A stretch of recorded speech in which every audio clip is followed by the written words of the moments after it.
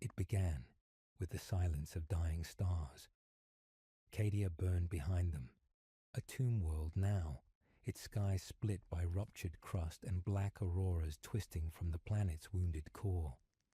The echo of 1,000 screams still rippled through the warp, unending, like an orchestra caught in its final crescendo. But beyond the fire, beyond the devastation, there was only stillness, a vacuum of consequence. Fleetmore's Ultima hung in geostationary orbit, half destroyed, its proud adamantine spires now driftwood. The remnants of the 102nd Cadian Honor Guard held no line, for there was none left to hold. They watched, not with rage or vengeance, but with the distant hollowness of those who had given everything, and realized it had not been enough. It was here, aboard the Vindicator-class flagship Invictus Ferrum, that Lord Solar Rauven stood, his hand trembling against the war glass as he looked down upon the graveyard of his people. A giant among men, encased in golden panoply and bearing the twin laurels of hero and butcher, he was once hailed as the Imperium's last shining blade. But his eyes, those faded, ash-grey orbs, no longer carried the light of triumph. Only weight, only time. He did not speak. He had spoken too many times. Words had brought armies to heel, rallied broken regiments, sentenced traitors and heroes alike to death. Now there were no more speeches, only memory. Once, Cadia had been the keystone, the wall that held back madness, the anchor from which the Imperium cast its blade across the stars. But the eye of terror had never blinked, never rested, and in the end, all it took was one betrayal. A whisper in the dark, a pact struck in secret beneath the shattered moons of Medrengard, an alliance of necessity cloaked in sacrifice.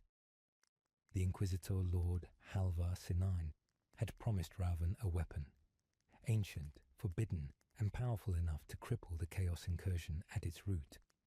A shard of the Citan, bound in stasis. Rauven had listened, and against every oath he had sworn, he had acted. He had unleashed it. The weapon had worked. The demonic tide had been carved apart like parchment before a blade of light. Warp spawn disintegrated by the pulse of raw anti-reality. For a moment, they had seen victory, but the wound it left in reality was deeper than any demon. The Necronte had awoken to its theft, and they had come, not as scattered tomb legions, but as a unified wave. An ancient command protocol reactivated, a death court reassembled. Rauven's betrayal had not only doomed Cadia, it had summoned something far older than chaos. Immortality had a cost, and those who had once paid it in flesh now demanded payment in blood. Now, aboard the Invictus Ferrum, Rauven watched the stars flicker, not from the fires of war, but from something deeper, like candles dying in a cathedral long abandoned. Reality itself felt thinner now, colder. There was a chime behind him, soft, ceremonial. The Vox servitor's voice was emotionless, mechanical, almost reverent. Transmission incoming. Origin, Sol System. Source, Throne World Rauven did not turn. Play it. The audio sputtered to life, damaged by the interference of the failing Geller field. Lord Solar. The High Lord's demand. Explanation. Imperium Secundus. Fault lies with... Static. Then a pause. A new voice. Lower. Calmer. I warned you, Rauven. Sacrifice buys only time, and time is the currency of extinction. It was Sinene's voice. The servitors fell silent. The bridge crew did not stir. All had heard it. Some whispered litanies. Others wept, softly, without knowing why. Rauven closed his eyes. His memories drifted to the moment on the surface, when Sinene had stood beside him, pale-faced, gaunt, cloaked in the midnight robes of the Ordo Chronos. To save the future, Kynan had said, you must bury the present. And Rovan had believed him. He had believed him. They had buried more than the present. They had entombed hope. A soft footfall echoed behind him. Marshal General Talitha Varn, her armour scorched, her blade still wet with black ichor. One eye gone, her voice a whisper. Was it worth it? Rauven did not answer. Outside, the warp began to churn. The eye was widening. Cadia's last light faded, and the stars, those cold, distant witnesses, blinked out one by one. A choice remained, a terrible final one. To return to Terra, to explain, to beg, to be judged, or to vanish beyond the veil, to follow the ancient path, as the Emperor once did, into the unknown, to seek absolution in death or damnation in truth. The path was laid, the war behind them, the reckoning ahead, and thus the first thread was pulled, unraveling an empire stitched in the blood of heroes and tyrants. Rauven turned from the viewport at last. Set course, he said, for the halo stars. It was not a command, it was a confession, and so began the end of the Imperium.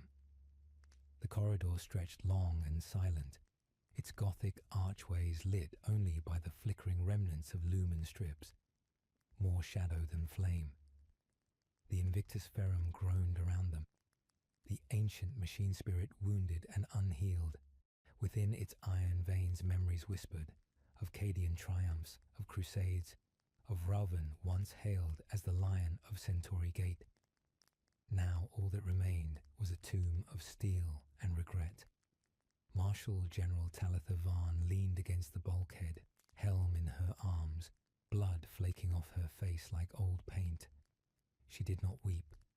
Cadians were not raised for softness, but she stared ahead with the expression of one who had counted the dead by name and found no living to balance the ledger. He had changed. Lord Solar Rauven had once stood among his warriors with certainty in his stride and thunder in his voice. Even at his most ruthless, he had inspired awe. But in these hours since the fall of Cadia, that fire had cooled to cinders. He spoke like a man whose war had ended, but whose punishment had just begun. You knew what he was, came a voice behind her. Talitha turned. A lean figure emerged from the gloom, robes rustling, vox mantle crackling softly as if struggling to hide secrets from the very air. Inquisitor Sinane's protege, the interlocutor. No name, no face, only the voice, surgical and quiet. The voice of someone who had watched too many die and too few rise. You stood beside Rauven when he made the pact. You were there on Medringard's edge. You held the chain that bound the shard. Talitha did not move. I stood beside my commander, she said. And now? Silence. The interlocutor stepped closer, eyes unreadable behind the brass-etched helm. You look at him like something has died. Talitha's jaw clenched. Everything has died. No, the interlocutor said. Not everything. Something worse than death survives him. They let the words hang like frost between them. Then softer.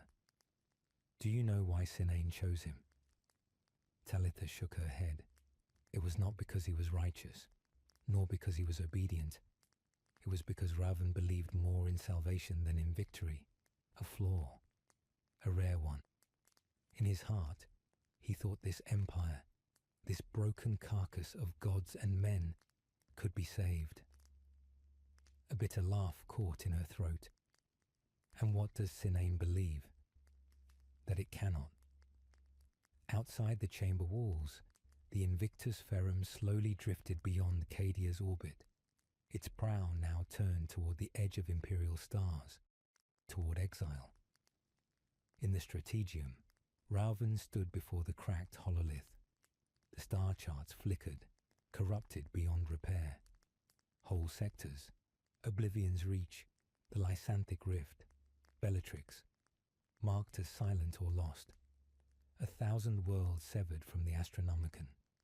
The galaxy was bleeding at the seams, and terror had turned its face away.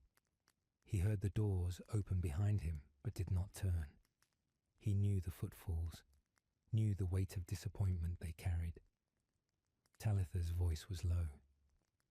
"We've intercepted a signal from the Segmentum Obscurus, a call for aid, survivors in the Cinder Halo. Mechanicus conclave, maybe. Or a trap." Raven answered without looking. "No one answers calls anymore." "You mean we don't?" His hands trembled slightly. He clenched them behind his back. "You want me to say it?" he said quietly.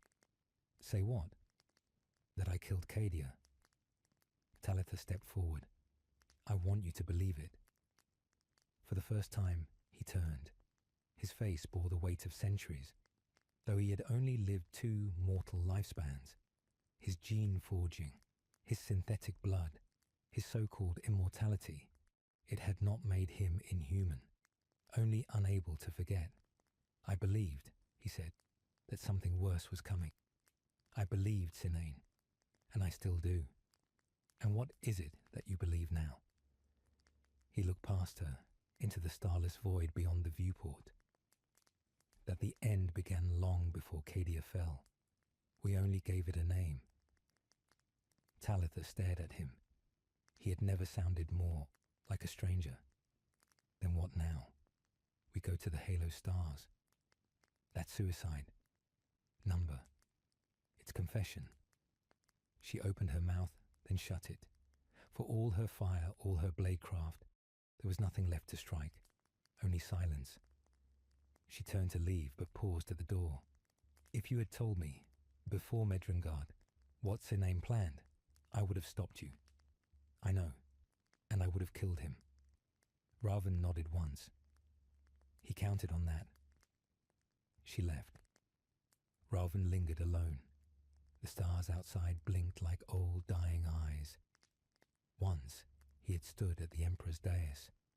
Once the throne world had hailed him as protector, as the blade of the Imperium's will. Now the edicts from Terra came unsigned. The High Lords dared not speak his name, lest the sin fall on them too. And Sinane, the man who had whispered the doom into Roven's soul, vanished. But Roven knew. The interlocutor remained. The message had been sent. The chain had not been broken. The ship's vox chimed again. "Long-range intercept, unknown vessel, pursuit vector established. Time to contact, 6 hours." He stared into the data feed. No identification, no heraldry, just the words, "We remember." His breath caught. They were coming. The ones who had no time. The ones who had traded mortality for vengeance. The Necrontyr. They had come, not just for the shard. They had come for him, and for the price of what he had bought with stolen immortality.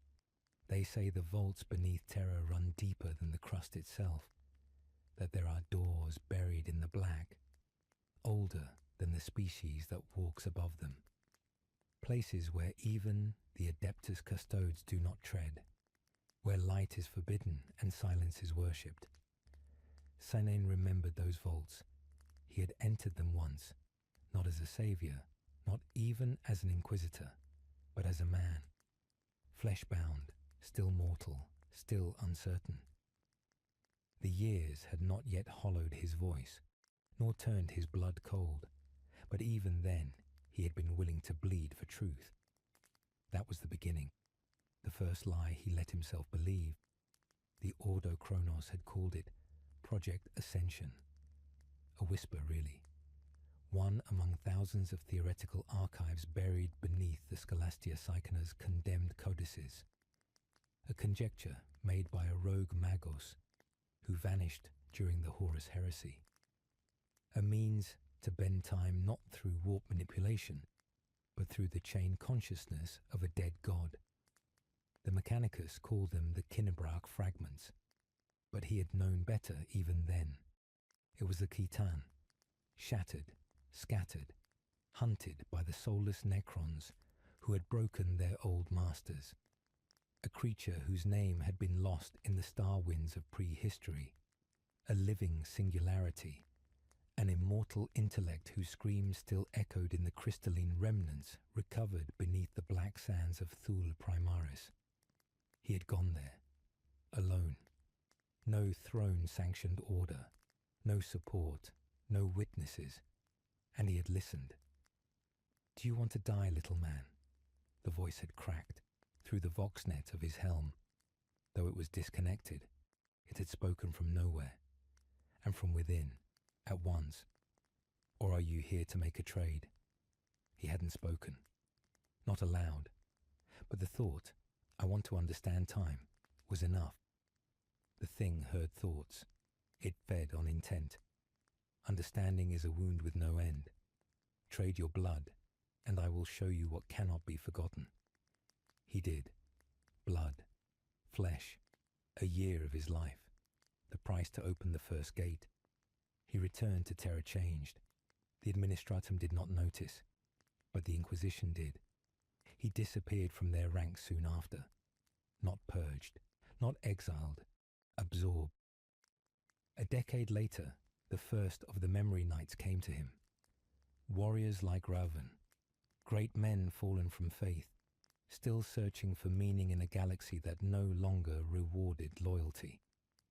He gave them something to believe in. Not the Emperor, not the Ecclesiarchy, but a future they could seize before it shattered in their hands. He gave them a choice: live forever in chains, or burn briefly with purpose. Most chose fire. Roven was the only one who asked, "And what becomes of the ones who survive?" Tinane had not answered. Now, in the present, hidden deep within a ship lost between the halo stars, Tinane sat in meditation. Not sleep. Sleep was a gift the Citan Shard had taken from him long ago. His thoughts were not linear anymore. They moved like flares across a dying sun, disjointed, enlightened, detached. He saw Cadia breaking again. The eye of terror yawned like a throat torn open. Abaddon laughed in silence, even as the gods who used him watched in boredom. The Imperium screamed like a cathedral collapsing inward. And he smiled. It had been necessary. The fall of Cadia had not been a tragedy. It had been an incision, a surgical strike into the flesh of the galaxy to expose what lay beneath, the lie of permanence. The Citan's knowledge told him this. The Imperium thought itself eternal, but time was a spiral, not a line. Everything repeated. The fall of empires was not failure, it was law. The Necrons had once thought themselves masters of forever, but now they were a species of hollow kings and dead glories, desperate to erase what they had become. They hunted the shards not out of vengeance, but shame. And shame was more useful than hate. The console before him pulsed once, soft, gold. A signal, narrowband, silent. They had found Roven. The Necrons were moving. Tinane did not flinch. The shard inside him twitched, its hunger like a cold wind through bone. It spoke no language now, but he felt its unease. The Necronte emissary that approached was not bound by protocol. This one was a Nemizor, a high general of the dynasties, ancient even by their glacial standards. And worse still, this one remembered him. Back then, before he had shed the name Tinane, before he had given his soul to the dark mirror of time. The chamber darkened. A new shape entered the Vox Hollow. Not a man, not a god, something in between. The Necron emissary stood silent for a long moment before speaking. "You wear the scream of one of our gods like a mantle." Tinane bowed his head. "I wear its burden. You were warned. I chose truth." The Nemizor's face did not move, but the light in its photoreceptors flickered, almost like amusement. "And now your truth has torn a wound into the veil of the stars. Cadia falls. The eye spreads. Chaos feeds. and your precious Imperium bleeds from its spine. Was that your truth? Sinane's smile was thin. Number, there was necessary noise. The real truth comes after. And what is that? That death is not the end, and time is not a line. The Necron paused. Then you know what must be done. I do. You will not survive it. I have not survived anything. I endure. That is all. The Nemesis leaned forward. We are coming. Not for you. For it. The one you keep bound. Sinane nodded slowly. Then come. But know this. Your gods are broken. But mine still dreams. The transmission ended. In the stillness that followed, Sinane rose. His hand drifted to the scar over his chest, where the shard had been embedded long ago. Not fused, contained, but barely. He whispered to the empty air. Soon. The light died around him. Far across the void, the Invictus Ferrum sailed toward the edge of known space, and Ralvin, watching the stars, felt something vast awaken beyond the dark, something ancient, something hungry. And behind it all, the quiet laughter of a god who had never died. There is no silence like the silence of void-locked steel. Aboard the Invictus Ferrum, time flowed differently. Every corridor, every chamber carried the scent of ancient oil and dried blood. The ship did not sing. It breathed, a slow mechanical exhale in the darkness between stars. Rovan stood before the observation arch, a cathedral of glass and adamantium, framing the distant shimmer of dead suns.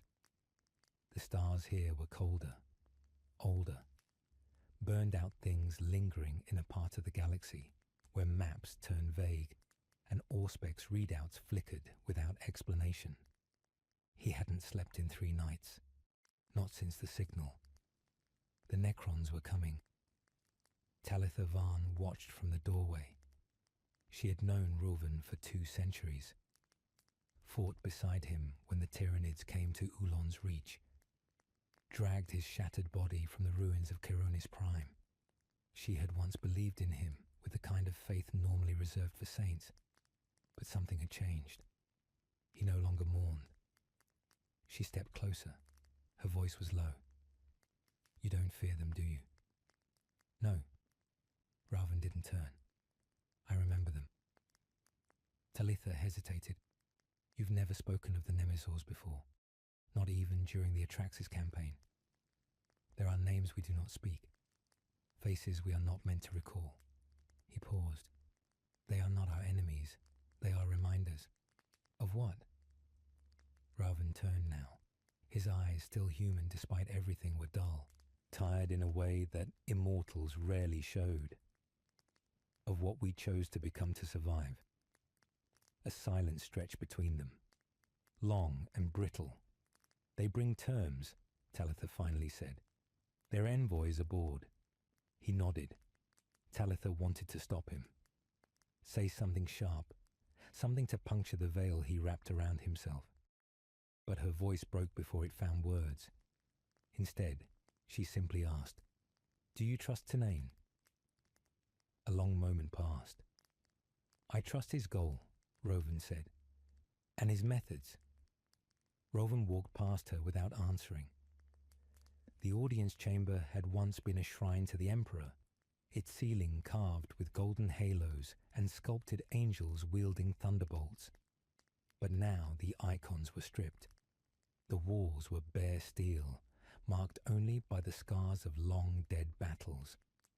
The Necron emissary stood alone in the center of the room, lit by a single shaft of sickly white lumen. Its body was obsidian and silver, polished like funeral metal, eyes glowing with cold fire. It did not speak at first, neither did Rovan. They regarded each other like old wounds. Finally, the Nemesis moved, a slow incline of the head, as if the ancient protocols of diplomacy still mattered in this graveyard of gods. You were at Solus Junction, it said. You bled. I did. You survived. No one survives Solus. Raven replied. We carry it. The Necron tilted its head, a mimicry of curiosity. You are different than you were. Raven did not respond. You are infected, it continued. The one you follow, Sinane, wears a shard of the unspoken. He wears what we gave him. The Necron's tone darkened. You think you hold dominion over a god? Number, I think we gave it something it never had. The Nemesa waited. Purpose, Raven said. The light in the emissary's eyes dimmed briefly. It may have been a laugh. There is no purpose in hunger, only direction. You forget, Raven said. So did we, but pain remembers. The chamber fell quiet again. Then the Necron extended something from within its plated arm.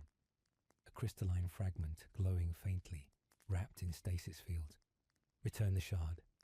No, you misunderstand, it said. This is not a request. We come to end it.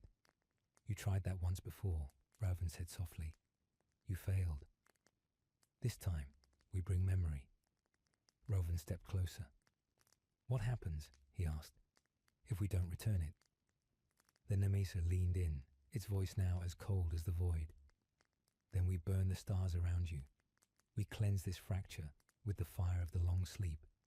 You die, not in flesh, in record, forgotten, as if you never were. Raven didn't blink. Then I will die as I lived, at war with the past. The Necron said nothing. It turned and walked away, disappearing into the shadows from which it came. Later, alone, Raven stood in the Hall of Echoes, where his fallen brothers were enshrined not in statues, but in whispered recordings of their final thoughts. The words looped softly, faint, frayed by time. We were meant to save mankind. This was not what I chose. Forgive me, Father. Each voice a ghost that clung to the bones of memory. Talitha approached. Her presence was quieter now, not deferent, careful. What will you do? She asked. What I always do. She hesitated. Then, with quiet conviction, I saw you hesitate. Raven turned. Back there, she said, with the Nemisor. You wanted to say yes. He didn't deny it. I wanted to end it, he said. I still do. Then why don't you? Because if I do, the pain ends, and they become right again. Who? The ones who turned away. The ones who decided hope was too dangerous to live. Talitha stared at him. That's not survival, Raven. That's self-immolation. Maybe, he said. But if we burn, then at least we show the stars that we were never silent. She stepped closer. And if I told you I no longer believed in Sinane, that I think this thing inside him is leading us to ruin? He didn't flinch. I would ask you why you waited so long to say it. Her eyes filled with something close to pain. Because I wanted to believe in you, Raven, not just your war. His voice was quieter now. Then believe in what I'm trying to save. She shook her head. I don't know what that is anymore. Neither did he. But the stars were already shifting, and the memory of the Necron emissary lingered like a whisper behind his thoughts. The past was coming back, not to be forgiven, to be reckoned. The Invictus Ferrum continued its glide through the silence of the outer halo, just beyond the edge of the Chartist void lanes, where starlight dimmed and gravity wept against the pull of old things. The ship seemed to creak now, as if it too was waking to some ancient memory it had buried beneath steel. Talitha walked alone. She had long since removed her armor, letting the echo of her boots on the cold flooring keep her grounded. The command decks were quiet this cycle, the crew avoiding her gaze, her questions. Perhaps they too felt the gravity changing. Perhaps they knew what she was thinking. She descended into Deck 7 sub-communion maintenance, an unmarked section, sealed to most, forgotten by others. The only place she could think clearly, beneath the circuitry, between the power lines. She passed shrines long since abandoned, forgotten tributes to saints whose names were now missing from the records. One shrine bore the symbol of the Aquila, half scorched. Below it, the words, "He stood alone." She paused, then turned away. Further in, she reached the vault door. It hissed at her approach. Old protocol still recognized her genetic cipher. Inside, the lights were dim. Only one figure waited. She hadn't seen Thexil Morn in years, not since the siege of Velark 9. A former cipher priest, half machine, entirely unreadable. He had defected from Mars during the schism of Logic's Veil. They had hunted him once. Now he worked with Sinane. Now he waited for her. Talitha Van, he rasped, vox tones rattling through a brass-lined throat. "You shouldn't be here." "That's exactly why I came." Thexil didn't move, but screens behind him flickered. Lines of code, distorted schematics, warp-field resonances in impossible geometries. "You've seen the signal," she said. "I felt it," he replied, "like a fracture in the world's spine." She stepped closer. "You've worked on Sinane's armor. The black sigil on the inside of his breastplate. That's Necron, isn't it?" "It was Necron. Now it's something else." "Warp-based?" "Number not entirely. Something between. As if the shard is dreaming." Talitha stared at the code behind him. "What's he planning?" Thexil made a sound like a cough, but it was laughter. "You think he tells me? He speaks to the shard more than he speaks to his command. And yet you work for him. Number why? Work for the truth he's dragging behind him like a broken chain." She moved forward, voice sharp now. "You used to believe in Mars. You used to believe in order. What is this now? Some apocalyptic fascination?" He finally turned to face her fully. "You don't understand, do you? Then tell me." Thexil leaned forward. "You think Raven is the center of this story, that Sinane is corrupted. But what if it's all backward? What if Raven was the first to fall, and Sinane is trying to fix what was broken?" She froze. The words shouldn't have had weight. They were just heresies from a half-mad tech priest. But something in her had broken, hadn't it? The way Raven had stared at the Necron emissary. That strange quiet in his voice, like a man grieving something no one else could see. "Explain," she said. Thexil tapped a finger against the display. "The shard inside Sinane, it isn't just power. It's memory. It carries echoes of an ancient intelligence. Not a Necron mind. Older.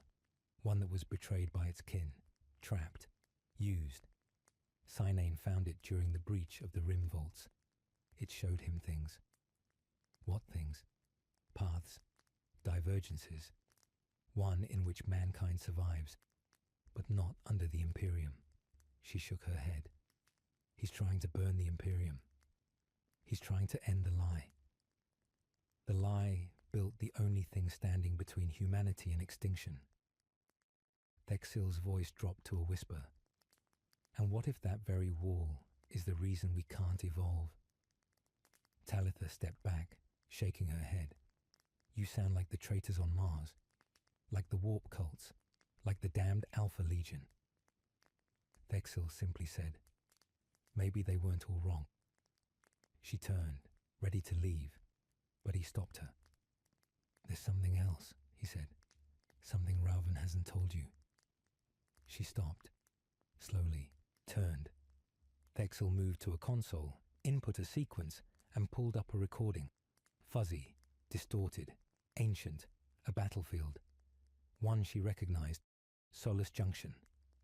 She watched as the footage stabilized, revealing Raven, unarmored, on his knees, before a figure in jet black warplate. Not Chaos, not Necron. Something new, Sinane, younger, less damaged, holding a piece of crystal in his hand. The moment of contact, and Rovan whispered something, barely audible. "Let it break. I'll help you carry the pieces." The video ended. Talitha stared at the blank screen. "He knew," she whispered. "From the start." Dexel said nothing. Her breath caught. "Raven's not just a soldier. He's a believer." "And belief," Dexel said softly, "is the most dangerous contagion of all." She returned to her quarters, removed her armor again, stared at it for a long time. The chestplate bore her kill sigils, her battle honors, the mark of her oath. And in that silence, she felt it. Not the Emperor, not duty, but the absence of both. That cold, whispering hollowness. The moments before betrayal. Not yet, not now, but soon. A choice was coming. And Rovan, for all his sorrow, had already made his. Talitha just hadn't decided whether to follow him or end him. There was no true silence in the vault deck of the Vidian crown. No absence, only pressure. A heavy, waiting kind of stillness that hummed against the bones like a forgotten name. Synane stood in the middle of it, alone, bathed in the slow pulse of non-light from the sarcophagal core. The shard hovered, cradled by anti-gravitic pylons and circled by whispering runes. Necrontyr script layered with Mechanicus binding rites, and beyond them, sigils older than language itself. Each one etched not with ink or plasma, but with intention, burned into the air like scars across the fabric of truth. He had not slept in 9 days, not truly, not since it had begun speaking again, not in words, in dreams, in half-memories, in the reminders of what he used to be. No, what he might still become. He stepped closer. Every time he did, he saw more. The surface of the shard was black glass, polished and endless, but inside, beneath, depths spiraled like gravity wells made of thought. And in them, cities of impossible scale, built beneath red suns that never moved, machines with minds like burning stars, beings of gold and flame chained to geometry that bled logic, and at the center, always, the sorrow engine. That was not its true name, but it was the one he could understand. The voice rose now, not in sound, but in realization. An idea suddenly remembered. "Do you remember it, little warlord? The last time you believed in peace?" He did. That was the wound, wasn't it? Not the betrayal of the Imperium, not the death of his sons on Draven's spire, not even the exile from Rovan's side. It was that once, just once, he had hoped. You are not broken because of what you've lost. You are broken because you once thought it mattered. He fell to one knee, not in pain, but in the slow gravity of memory reasserting itself. He saw the past, a version of himself not in armor, not drenched in blood, but younger, before the shard, before the wars. A man who had believed that diplomacy could hold the galaxy together, that logic and sacrifice could bend the arc of fate. He had stood beside Rovan then, and Rovan had lied to him. "Let it break. I'll help you carry the pieces." But he hadn't. Rovan had handed him the blade, and then, when it shattered the world, called him monster. Synane's breath came slow and sharp. "Why did you show me this?" he whispered aloud. "Because you still believe him more than you believe me. That cannot continue." He reached for the shard. It burned, not heat, but history, and it welcomed him. Images poured into him, not hallucinations, but echoes. He saw a silent tomb world, the skies churned with aurora like static. Necron war forms in perfect rows, motionless, waiting. But something else moved in the dark. A mirror intelligence, like them but cast out, flawed. It had loved once, grieved even. But the Necron protocols had no place for grief. no use for love. So they had cut it away and sealed the fragment in crystal, as one might seal a ghost in amber. He saw its prison. He saw the day it dreamed of freedom. And he saw himself, Cynane, standing at the breach of the rim vaults, eyes wide, soul bleeding, ready to make a pact with sorrow. "You are not a god," he whispered to it. "Patte pulli padinette gods lie. I only remember." The room changed around him, not physically, but perception twisted. Suddenly the Vidian crown felt small, too small. He felt the weight of his decisions, stretching backward and forward in time. The campaigns he had waged, the cities burned, the soldiers he had killed not out of necessity, but out of ritual. Each act of violence carving him further from the man he had been. Was this redemption, or just clarity? There was no answer. He rose. Outside the vault, the ship's alarms had begun to hum with long-range contact alerts. Roven's flagship was closing. The confrontation that had hung in the air for months now had form. And still, Cynane said nothing. He turned toward the viewing aperture. Stars stretched before him, distant and cold, like memories of fire long dead. He spoke aloud, to no one. "To unmake the lie," he said softly, "I must become the heresy." The shard flickered, not with approval, not with hatred, with recognition. "Then come, let us make war on memory." On the bridge, Captain Seja found herself unable to look directly at her commander when he returned. His eyes were no longer dim. They shimmered slightly, as if behind the pupils something older was watching. "Prepare the fleet," Cynane said. "To engage Roven?" "No," he said, to show him what he already knows. She dared to ask, "And if he resists?" Cynane smiled. It was not cruel. It was almost sorrowful. "Then I will have to remind him that he taught me how to kill." The stars around the throne of August light shifted slowly, like tired gods in procession. To most of the ship's crew, it was another advance through contested void, another day in the wake of endless war. But to Roven, each second pulled him further from the illusion that had sustained him. He stood at the prow of the Strategium, robes heavy with woven data tassels, eyes locked not on the view screen, but the abstract shapes drifting across the hololithic star map. They formed a pattern now, not tactics, not strategy, a message. Cynane had not come for vengeance. He had come to speak.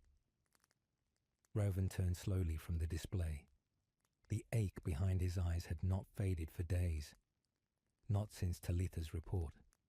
Not since she'd said the words. "It's not just a fragment, Inquisitor. It remembers."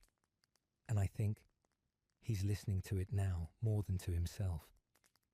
He tried to dismiss it, but it clung to him like the scent of ash. Because he remembered the rim vaults. He remembered what they had found there. He remembered lying about it. Now, as the warships of Battle Group Enoch glided into position behind him, Ralven was no longer certain he was on the right side of anything. "You should rest," said Lex Mechanic Raxos, her voice barely audible over the thrumming sanctum. "No," Ralven said softly, eyes still on the void. "There is no rest, only the delay before judgment." She hesitated, then moved to withdraw, but Ralven stopped her. "Leave the data slate," he said. "High Inquisitor. Now." She obeyed. Alone, Ralven pressed his palm against the cool metal of the slate. It pulsed, alive with sealed records. Ones no longer on the network, personal archives. And there, under layers of encryption, a recording, years old, hidden even from the Ordo's eyes. Cynane's voice. "Roven, I know what you're doing. I know why you buried the fragment, why you sealed the truth. But this thing, it sees us. It knew our names before we spoke them. It's not Xenos. It's not even alive in the way we understand it. But it's watching, brother. And I think it remembers something we forgot. Pause. A quiet breath. A tremble of doubt. You said we had to choose between madness and order. But what if the madness was always beneath the order? Rauven's hand trembled. He remembered what came next. He'd had the vid recording sealed, had the team silenced, reassigned or killed. He'd told Sinane that it was all necessary, that no one could be allowed to know, that the Imperium survived not through truth, but curation. And Sinane had looked at him, not in rage, but in betrayal. That was the day the fracture had begun. Not with rebellion, with silence. And Rauven had convinced himself that silence was better than war. Now the war had come anyway. A quiet chime echoed through the strategium. Inquisitor, said a Voxsurf. Message from the fleet perimeter. Visual confirmed. Warlord-class ship. Vidian Crown. Arrival in 30 minutes. No hails. No deviation. Raise the fleet to alert, Rauven said. No fire until I command it.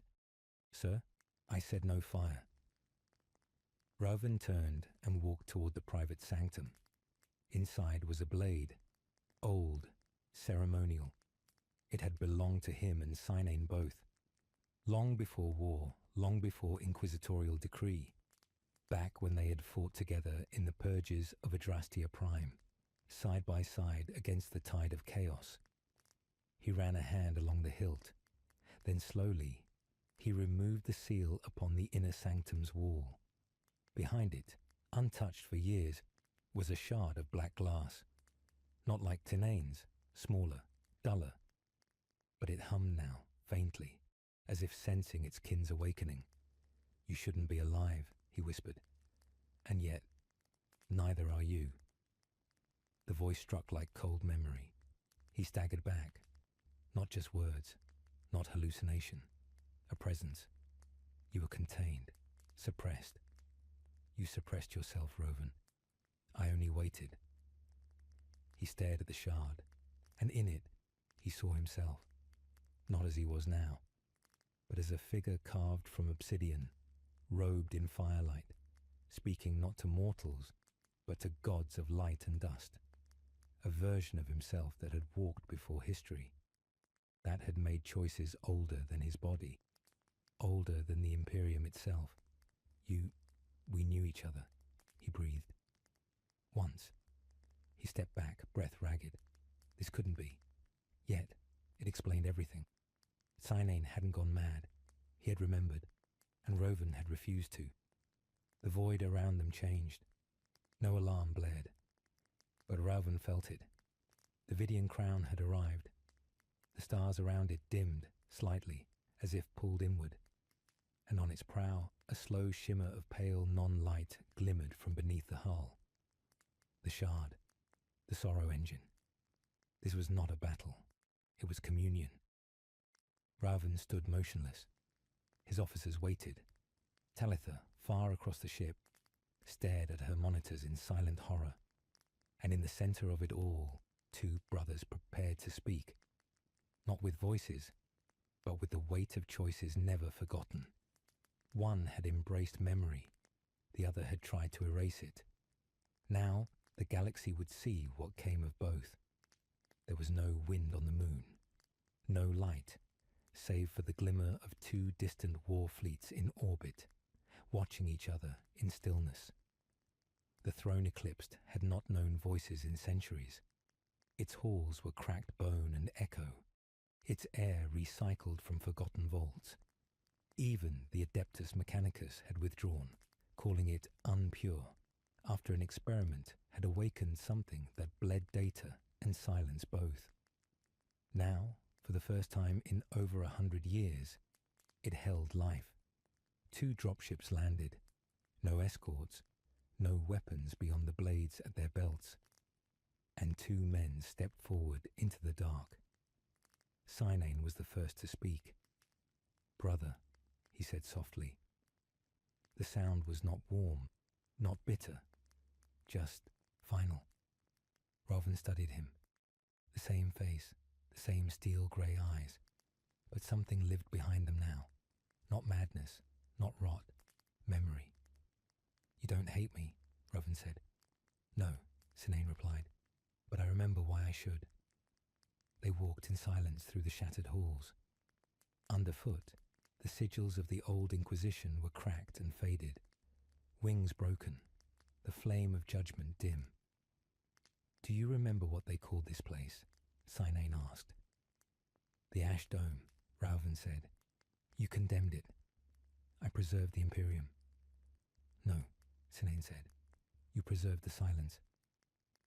They reached the inner chamber, a domed vault, where once they'd sat in judgment over corrupted Astartes captains and traitor lords. Now, only dust remained, and something else. The presence, not visible, but felt. Not an entity, but a weight, a convergence of timelines, as though history itself waited here to be decided. Rovin turned. "What have you become?" Sinane did not answer immediately.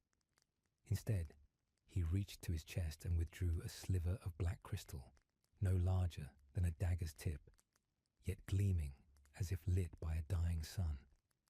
Rovin's hand fell to his side, where his own smaller shard waited, wrapped in iron prayer cloth. Sinane held his higher. "I remember," he said, "before Terra, before the Primarchs, before even the first Psychers walked. We were not men then.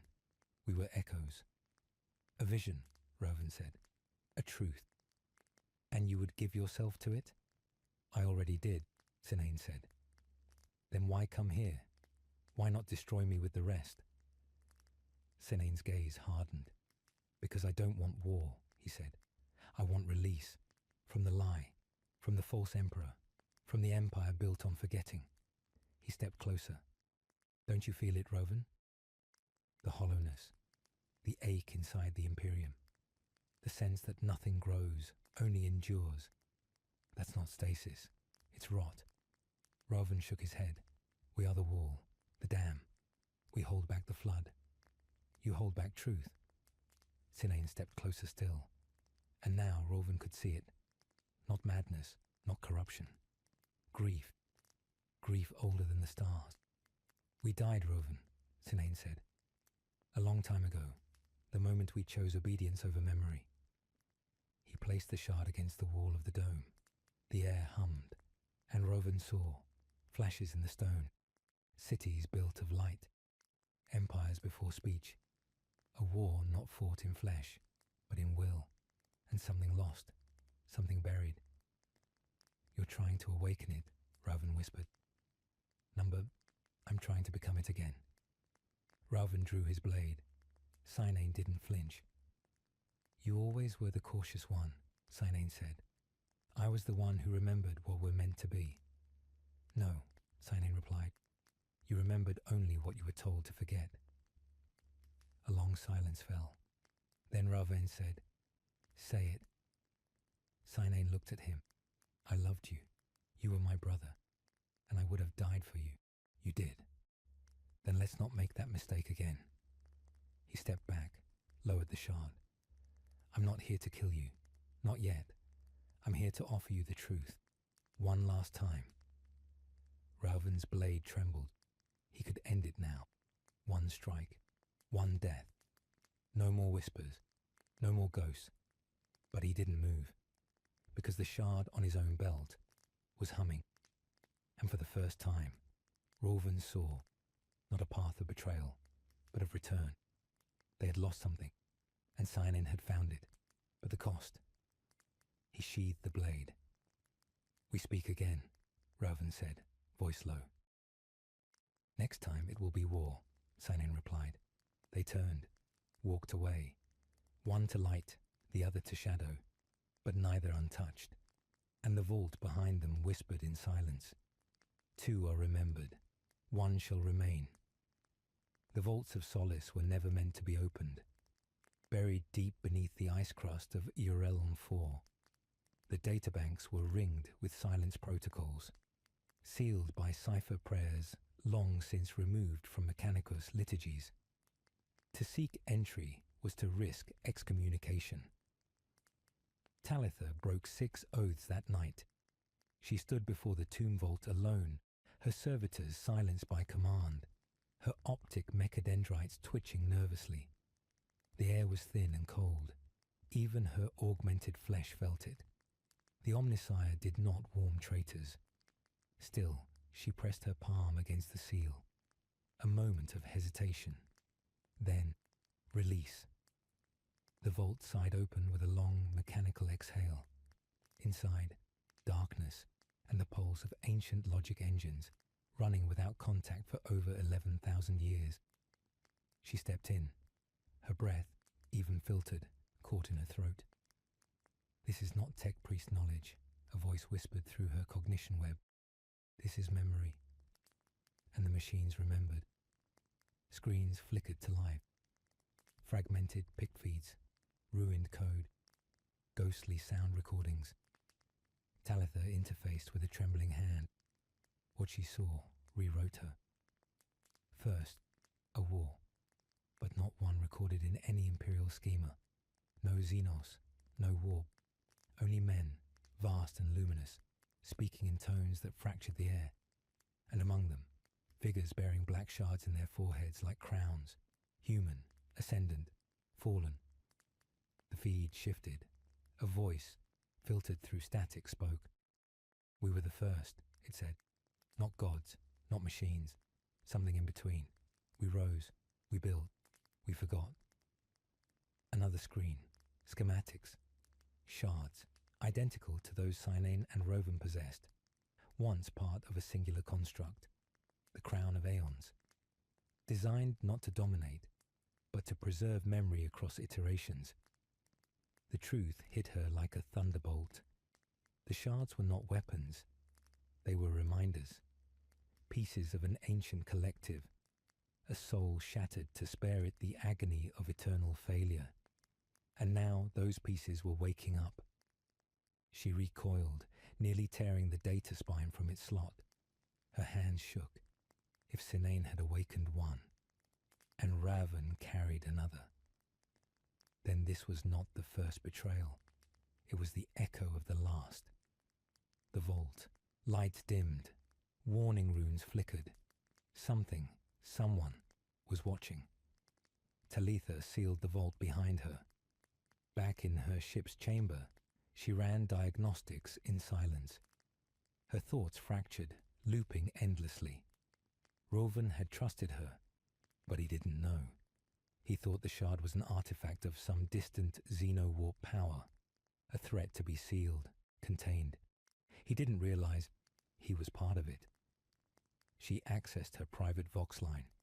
Her voice, when she spoke, was soft, controlled. Fleet Lord Rauven, I have found something. A pause, static. His voice answered. Speak. But she didn't. Not yet.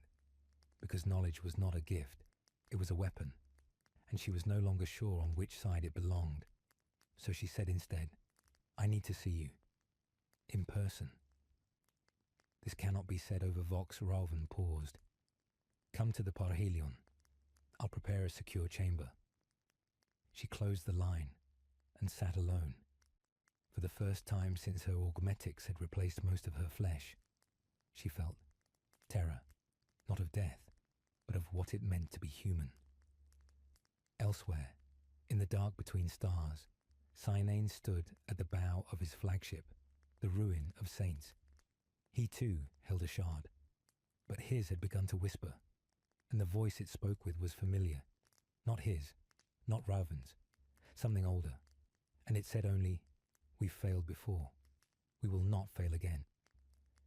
And the fleets began to move, not yet to war, but to position, like pieces remembering they were part of a game once played and long forgotten. The Parhelion drifted like a leviathan through the void, its golden hull dimmed beneath the sick light of a dying star. On the observation deck, shadows moved like memories, silent servitors, data monk attendants, pallid astropaths whispering into null space. All kept their eyes from the chamber marked Secure Sanctum, Lord Raven only. Inside, Talitha stood alone in a stasis-lit room carved from black adamantium, her breath frosted in the low-temperature air. No augmetic whirs escaped her robes. She had silenced even her implants. She did not trust the ship anymore. Footsteps echoed, deliberate, heavy. The door hissed open. Fleet Lord Raven entered without ceremony. His presence was immense. Not just his height or the weight of his armor, but the gravity of command that clung to him like starlight to a dying nova. He dismissed the guards with a glance. The door sealed. Silence fell. Talitha lowered her hood. Raven spoke first. "You found something. Speak it plainly." She didn't answer immediately. Her optics scanned him, registering changes. The sleepless twitch in his left eye, the tightened jaw, the small tremor in his gauntleted hand. The shard was affecting him. But how much? "The shards," she began quietly. "They are not alien. They're human, from before the Imperium, from a civilization erased by time and war." Raven's expression didn't change, but his voice sharpened. "Speculation. Number memory. Preserved in datacysts beneath Eorellan 4. I accessed them. They show a prior age of man, one that reached beyond the galaxy, one that fractured itself to survive a greater fall. The shards are remnants of its soul." He stepped closer. "You accessed a forbidden vault." "Yes." "You broke 6 data oaths." "I did. Why?" She looked at him, and for the first time in decades, she let herself feel the answer. "Because I needed to know if I was serving a man or a weapon." That struck him, a flicker of pain in his eyes. Talitha pressed on. "Your dreams, your visions, do they still come?" He nodded once. "And they are no longer your own," she said softly. He turned away, walking toward the viewport. The dying star flared like a wound beyond the glass. His voice, when it came, was hoarse. "They call it awakening. The shard remembers names, places I've never seen. I feel their grief, their failure, their ambition." He clenched his fist. "And I feel power." "That's not memory," she said. "It's possession." He didn't deny it. Instead, he whispered, "And if it is not possession, but inheritance? What if we are the reincarnation of what came before?" Talitha stepped forward, her voice trembling. "Then we are doomed to repeat it." Another silence. Then Raven asked very quietly, "And what would you have me do, Talitha?" "Remove the shard. Sever your connection. Before it's too late." He turned, and the answer was already in his eyes. "No. Raven, I cannot," he said. "I have seen what is coming. The eye widens. Cadia cracks. The Imperium rots from within. And the Emperor sleeps while the galaxy burns. If the price of salvation is becoming something greater, something older, then I will pay it." Talitha took a step back, horrified. "Even if it means becoming the enemy?" He smiled. It was not cruel. It was tired. "I do not know the difference anymore." She raised her hand. A small device activated on her palm. An electromagnetic pulse generator, calibrated to destabilize the shard's resonance frequency. He saw it, and moved faster than she expected. In an instant he was before her, hand around her throat, lifting her off the ground. The device clattered to the floor, but his eyes were full of regret. He did not tighten his grip. Instead, he spoke softly. "I am sorry, Talitha. You are the last person I wanted to lose." She stared down at him. "You already have." He dropped her. She collapsed, coughing, onto the floor. His footsteps echoed as he turned and left the chamber. The door sealed behind him. She sat in silence, gasping, and realized she had failed, not because he didn't believe her, but because he already did, and had chosen the shard anyway.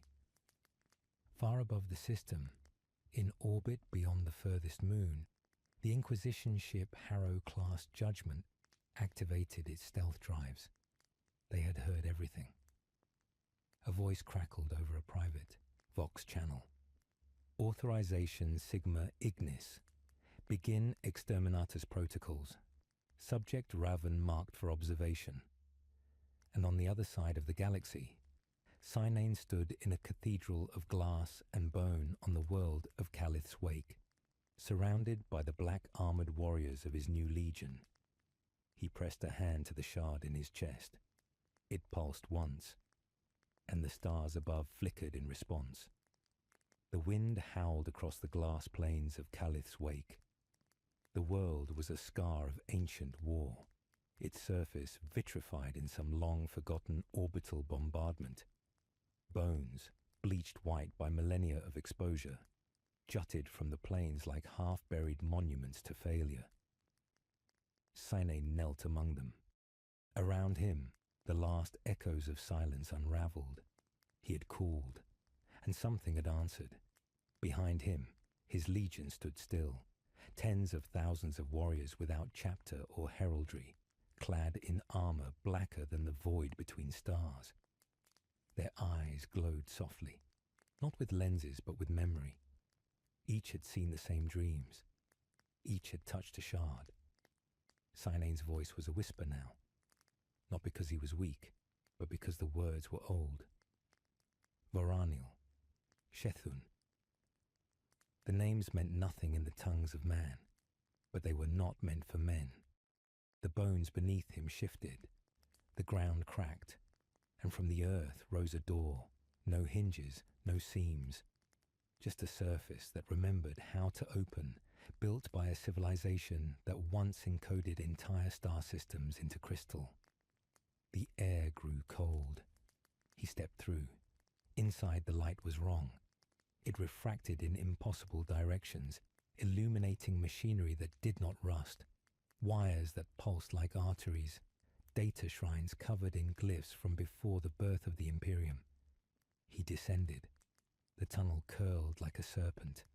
At its end, a vault, and within it, the corpse of a god. At least that was how it appeared. A colossal figure, humanoid in outline but wrong in scale. Its armor was cracked, burned. Its head was crowned in a broken halo.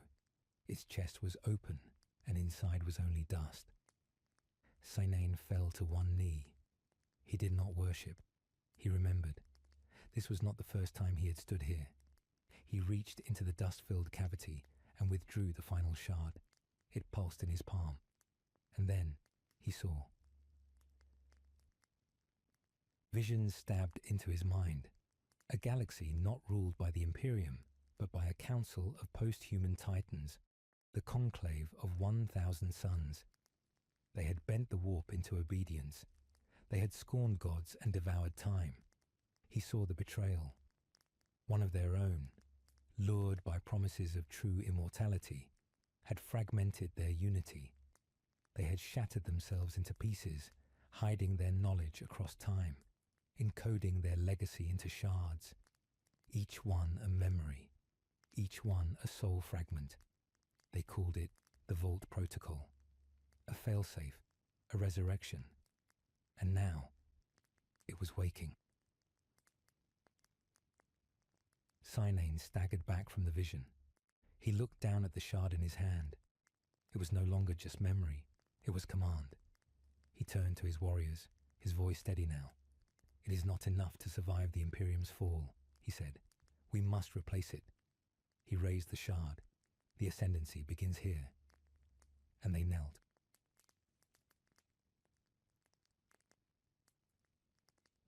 Elsewhere, across the stars, those sensitive to the warp felt a ripple, like a bell tolling in a forgotten cathedral.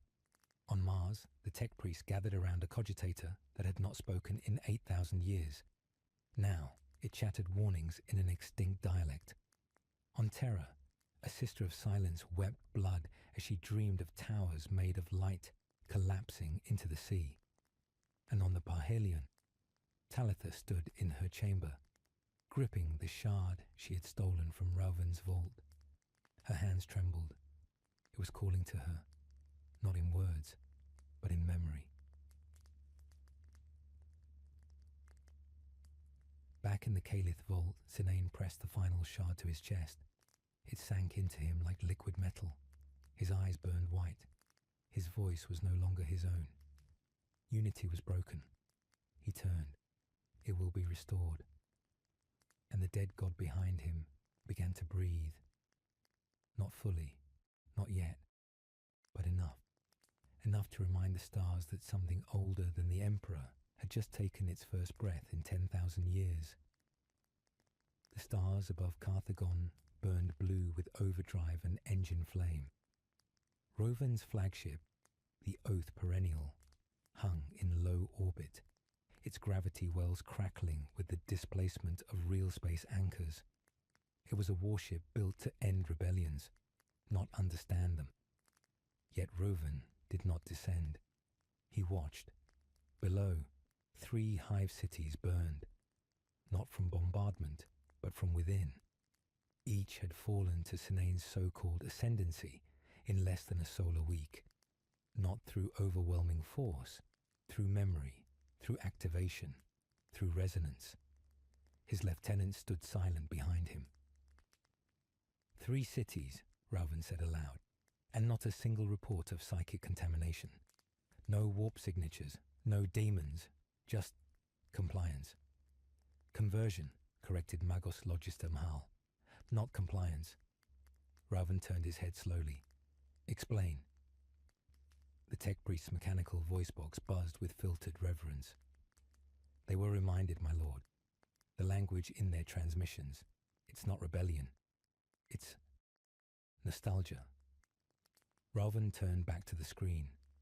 Below, the people of Carthagon weren't rioting. They were kneeling. Whole districts had painted ancient symbols on their hab spires. 1,000 voices singing a hymn with no choir book. It was organized. It was precise. It was terrifying. He gestured for silence and turned away. Send down the Praetorians. Full gene-locked formations. No psychers. No questions. Burn the archives. Seal the cathedra. Execute all command personnel and replace them with blanks. And if the city doesn't resist, ask Mahal. Rauven's voice turned to cold iron. Especially if they don't.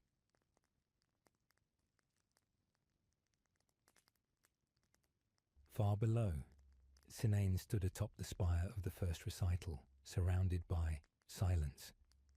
He had not ordered the citizens to rise. He had shown them something, a glyph carved into the vault beneath their city. And they had remembered. Some had wept. Some had fallen into shock. Others simply knelt. That was the beauty of the vault protocol. It was not a weapon. It was history returning with the weight of a meteor. His army grew, not from conquest, but from recognition. And yet, he felt no triumph. There was something missing, a void in his mind. The final voice. Talitha. On the moon of Oval, once an administratum archive, now an echoing ruin, Talitha stood among broken data shrines, clutching the shard. It pulsed like a dying heart. She had not yet used it. She had seen what Sinane had become, what Rauven was willing to destroy to stop him. And between them, she saw no salvation, only entropy. But the shard whispered, not in words, in images. She saw a golden corridor spiraling around a dying star. She saw a face, her own, but aged, weathered, crowned in starlight. She saw Rauven screaming as machines consumed him. She saw Sinane kneeling not in triumph, but in mourning. And she saw a door, locked.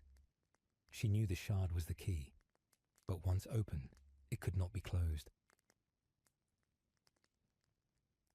Later that day, the transmission reached Rauven's private Voxnet. It was short, a single voice, Talitha's. I will no longer observe. Rowan's fingers curled. She chooses war, he muttered. No, whispered Mal from the shadows. She chooses truth.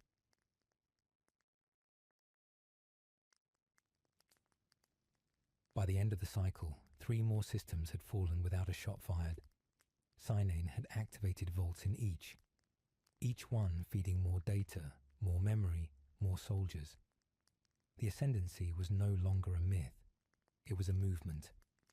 Raven issued the Edict Prime. All worlds suspected of vault contamination were to be rendered sterile. Talitha vanished from inquisitorial records, and from a dead world at the edge of Segmentum Pacificus, an unknown signal pulsed into the void. Not a message. A map. To the place Cynane was not meant to find.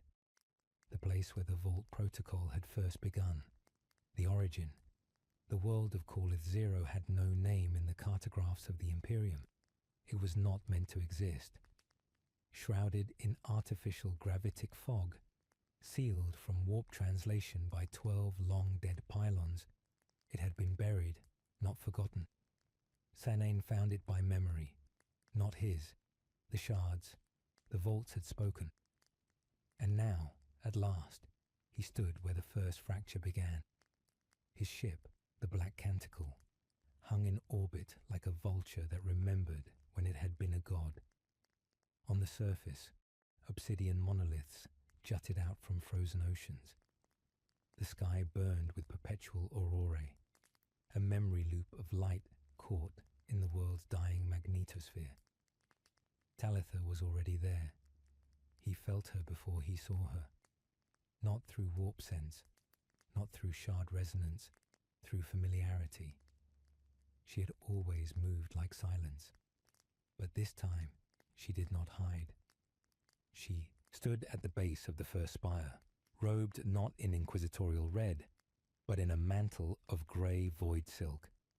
The shard hung around her neck like an accusation. Cynane approached without his guard. So did she. The wind moved around them, not between them. He stopped 10 paces away. You came. She looked up, eyes too tired to be angry. I always do. He almost smiled, but there was no joy here. Do you remember? He asked. I remember enough, she said. The shard in her hand pulsed once, and in that moment they both saw, not dreams, their past selves, before the Inquisition, before the vaults, before names like Raven or Talitha or Cynane had meaning. They saw the conclave, 12 immortals standing in a ring of starlight. Humanity's last hope after the first shattering of the warp. They had been part of it, both of them, reforged, forgotten, reborn into tools of the Imperium to keep the past buried. Cynane fell to his knees. We were meant to restore it, he whispered. Not rule. Talitha's voice cracked. And now you lead legions in your own name. That's not restoration. That's a coup. He looked up. Number, it's a return. I was not the first to be awakened. I am only the first to remember. You're raising ghosts to burn the living. He stepped forward. Because the living have forgotten who they are. Above them, in orbit, Rowan listened. He had intercepted the signal weeks ago. He had watched the Vault Protocol unfold like an ancient sickness rising in the blood of the Imperium. And now, faced with the possibility of 2 surviving members of the original conclave, he no longer saw rebellion. He saw rival claimants to the human soul, and he knew what he must do. He activated the final contingency, Spearpoint Absolutus. It was not a fleet. It was a god shard. Something stolen from Mars. Something never to be used. But Raven was no longer Inquisitor. He was Executioner.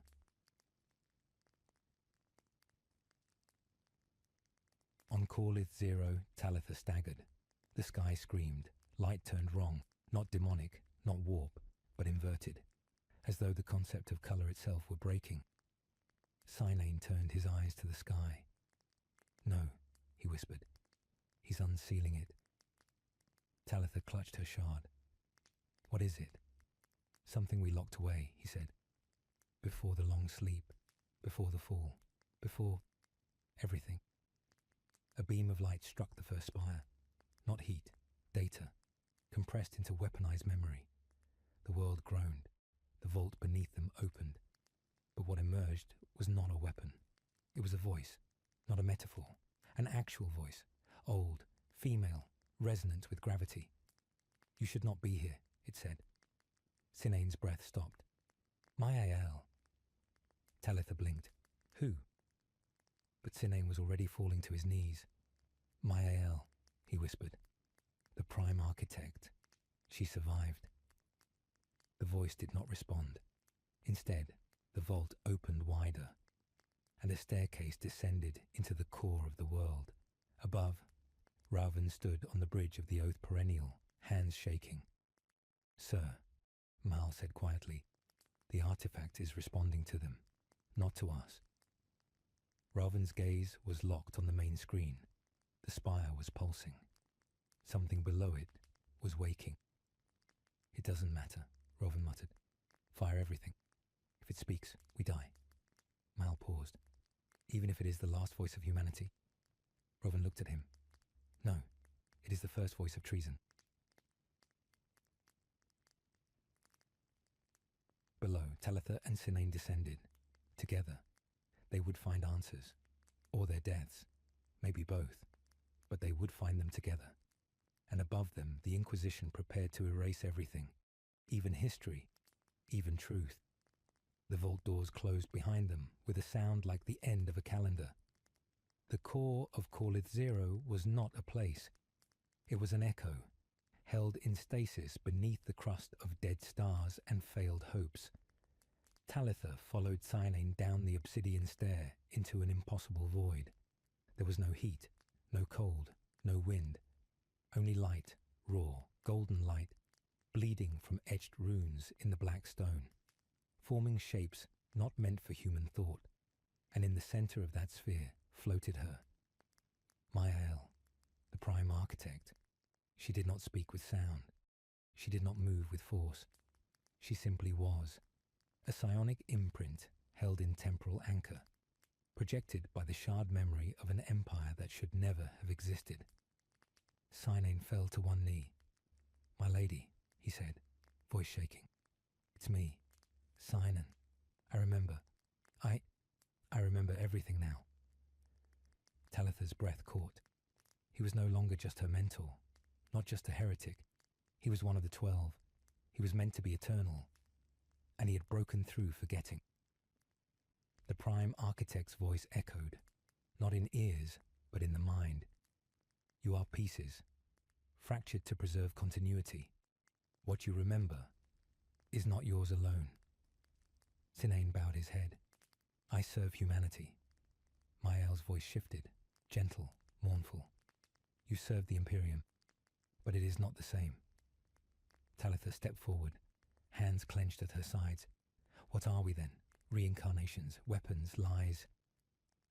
The answer came not in words, but vision.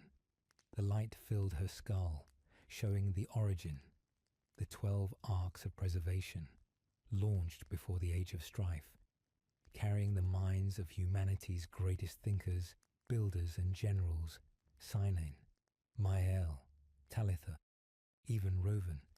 They had not been born. They had been remembered into flesh, their minds reconstituted by inquisitorial ciphers and reawakened across millennia, piece by piece, as needed, not to lead, but to serve. Only Sinane had broken the loop. The others, Talitha among them, had been kept fragmented, controlled. Why me? Talitha whispered. Because you feared the truth less than the lie, Mael said. Sinane stood now, taller, steadier. I thought I could fix it, take command, restore the original order. Mael pulsed once. Sadness. You were made to preserve humanity, not to rule it, but even you were flawed. We all were. Talitha turned toward him. So what now? We reveal it all. Sinane looked up. Number, we have to finish it. Let the loop end. Let the Empire die. But Mael's voice intervened, sharp as crystal. If you destroy the Imperium, you do not free humanity. You expose it to the warp unguarded. The vaults were not made only to hide truth. They were made to shield what followed. Talitha staggered. The vaults aren't prisons. They're seals. Yes, Mael said. And in that moment, they saw beyond the Imperium. Saw what it held at bay. The unnamed thing behind the warp. A hunger that had no voice, only reflection. And it was waking. Not because of chaos, but because of remembrance.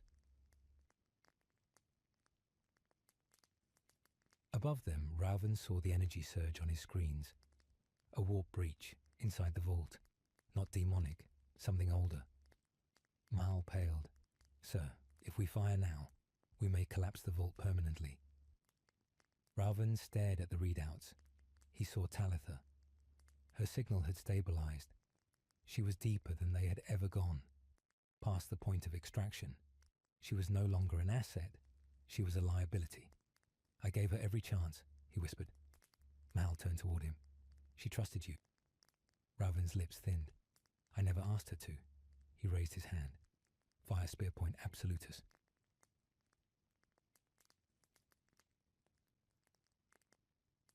In the vault, Sinane convulsed. They're firing. Talitha turned to Mael. Can we survive it? The architect shimmered. Number.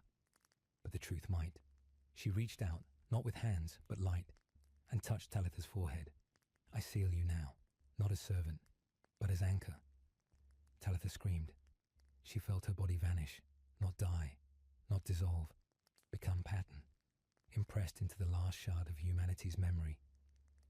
Sinane reached for her, but his hand passed through. No, wait, please.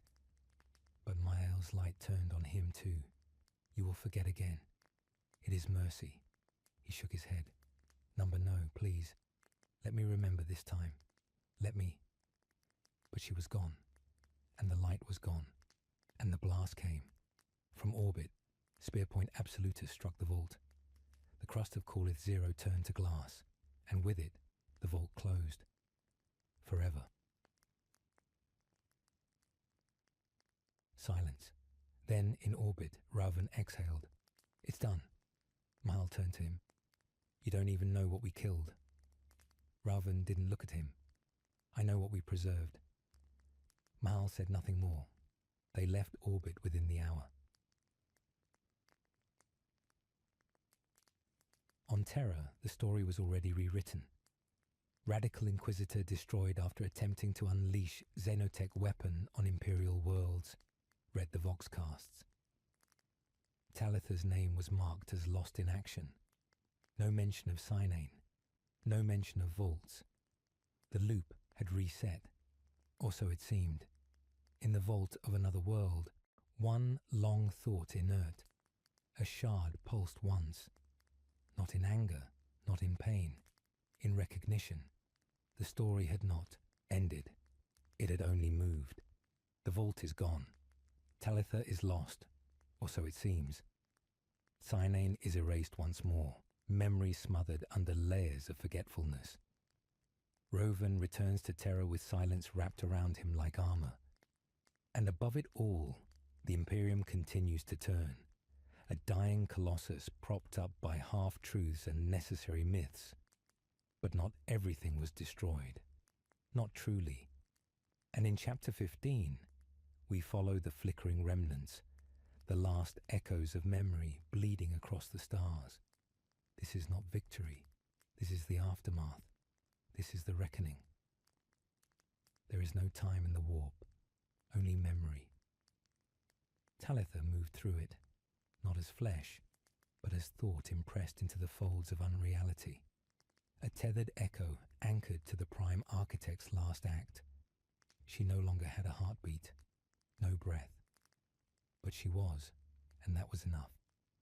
The vault was gone. Her body was ash, scattered in the fused crust of Callith Zero.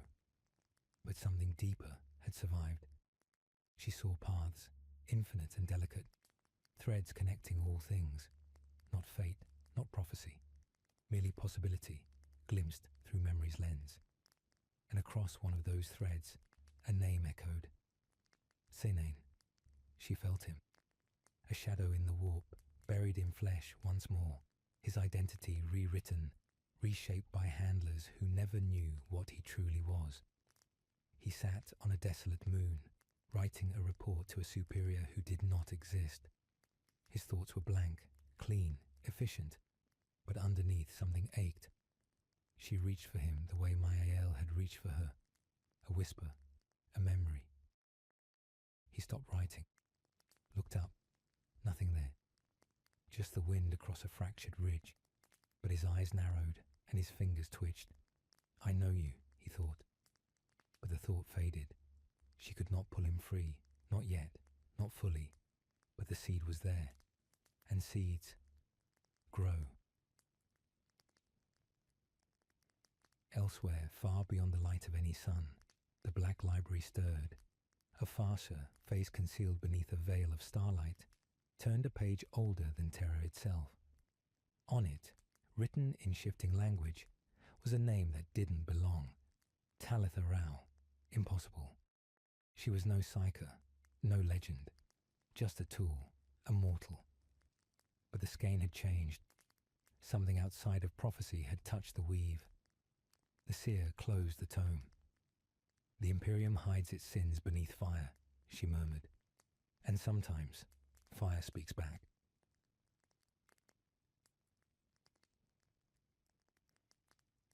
Roven stood before the High Lords of Terror. They asked no questions about Callith Zero, no inquiries into the nature of Volt Absolutus.